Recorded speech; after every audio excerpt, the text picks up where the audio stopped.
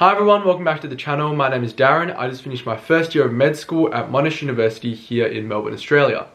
In my last MMI sample scenario video, I mentioned that if you guys have any scenarios you wanted me to go through, feel free to send them to me. And I received an email from John Bamford with a scenario, and so we'll be going through that today. I'll put the scenario on your screen now.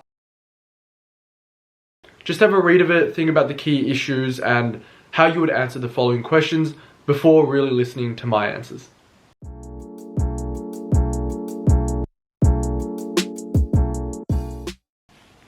Do I think this is a case of negligence? Well, I think negligence, so sort of forgetting about something or not doing something to the best of one's ability, can come from the patient and from the hospital. So in this scenario, let's consider it from both sides. However, I do think it is overall the hospital's negligence here.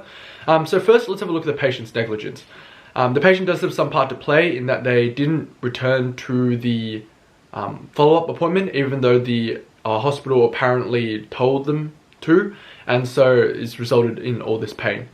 However, I think overall it is the hospital's negligence, because as hospitals, as medical staff, they sort of have a responsibility to accommodate the patient's circumstances and any sort of difficulties they have in understanding information. So there's a lot that's not clear in this scenario, whether the patient might be living very rurally and have poor access to Wi-Fi, and whether the patient has some sort of language barrier as well. And it is really important that the hospital look after the patient in that regard and make sure the patient can really come in for that follow-up appointment. Additionally, after that appointment was missed, it doesn't seem like the hospital really followed up until this emergency room situation. So I think it is sort of the hospital's problem that after the patient missed that first meeting, they didn't really chase her up, because it is a very serious issue and has really serious health consequences for the patient, as we can see. Okay, let's have a talk about that first question. Is this a case of negligence?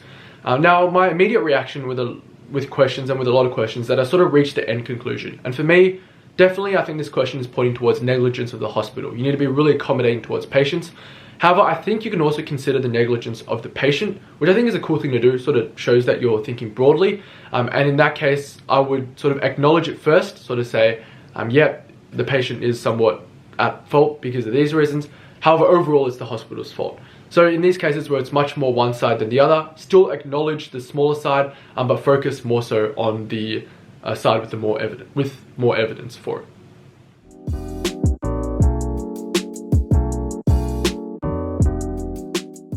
I think many things could have caused this misunderstanding. Some I've touched on before. The patient could be living very rurally and so not have that good of an access to Wi-Fi, and the hospital might have thought that just sending an email or a text message might be enough, whereas it could easily get lost in translation. Other things are the patient could have some sort of language barrier, so not having an interpreter or not presenting the information in a very simple and clear way meant that the patient would not recognize that they had to come in for a follow-up appointment.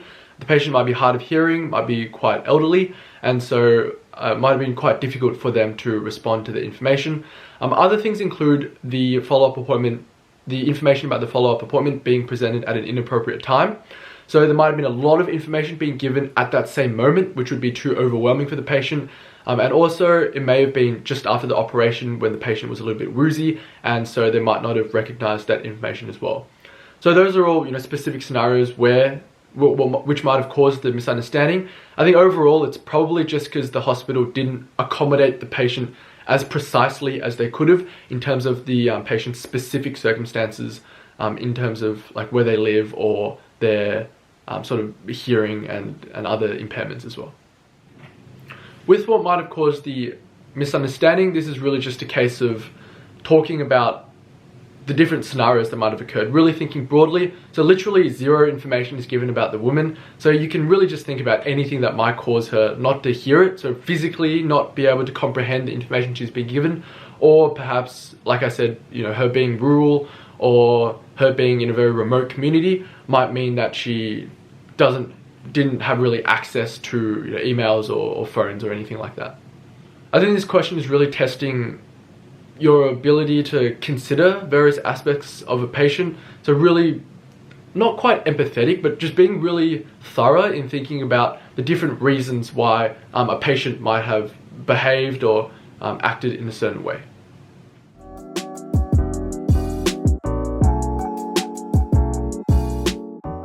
Okay, so what could be done to improve the situation? I think most immediately and most obviously is the fact that the tube is still in the patient's abdomen. Definitely should be taken out as soon as possible. In the ER, they should really assess what's happening, do any scans, any investigations that are necessary, and then operate or whatever they really need to do to alleviate the patient's pain and sort that problem out really, really quickly. Apart from this, for the patient in the future, I think it's really important to recognize what her reasons were for missing the appointment, whether it is, as I mentioned before, rural, language barrier, age, and to really address those issues so that nothing like this happens to the patient again. Now, looking even broader, apart from this patient, I think in general, it's really important for the hospital to sort of evaluate its systems again, to really accommodate for people who might have similar impairments to this lady. So maybe a feedback form would be quite useful in terms of this lady telling the hospital why she missed her follow-up appointment, and other people who have been in similar positions letting the hospital know, so the hospital can really see ways of navigating this in the future. So for example, having a form for patients to fill out regarding their hearing, their age, their rural status, and also maybe presenting information just at a better time. So presenting it maybe before the operation when the patient's still really clear of thought, and just sending a lot of reminders. And I think the really important thing here is that when that patient missed that initial appointment, the follow-up appointment, the hospital should have immediately followed up with that. And I think that's a problem that the hospital should really sort out.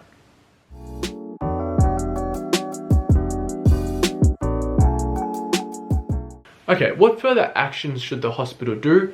As I've touched on before, the hospital should treat the patient and really solve for immediate problem, and also look to the future as well. So in terms of how to avoid a similar problem occurring with this patient.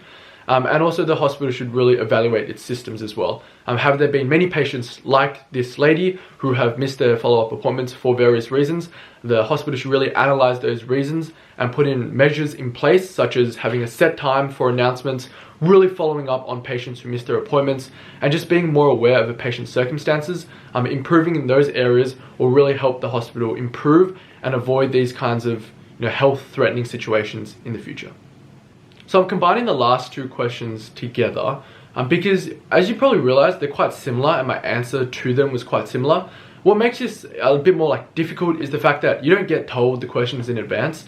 So when you look at them in retrospect, I think the third question, so what can be done in this situation, is more direct, just for this woman. Whereas the last question, what can be done to improve? Let me have a check. What further actions should be taken to prevent this from happening again? That's more looking to the future and more systems in place as well.